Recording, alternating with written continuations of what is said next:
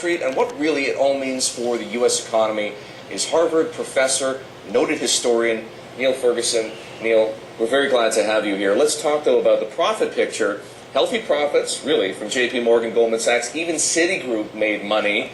Should we gain any confidence from all this? Well, it's hard not to make money when you can borrow basically for free.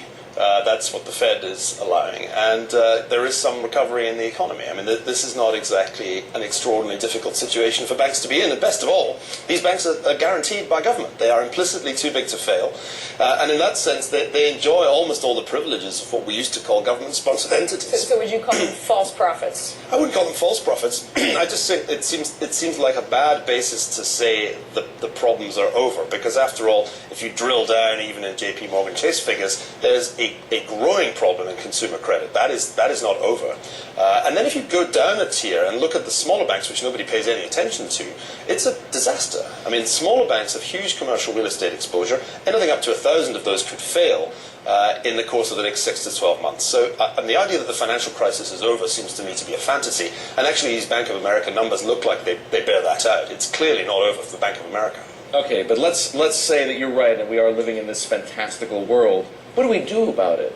Too big to fail. You've written about it extensively. It is a problem. Even the bank CEOs themselves, Jamie Dimon included, Lloyd Blankfein included, acknowledge that. But how do we address that now? Or are you writing about it now? Or are you raising the alarm because something needs to be done about it sooner rather than later? Well, if you think about what caused this crisis, part of what caused it was excessive concentration of the financial sector, maybe 10 firms accounting for 50% of assets in the US, and excessive leverage. The problem is now in many ways worse, at least in the case of number one. That is to say, we have a really tiny number of giant firms that dominate the financial system, the survivors, the ones who didn't disappear.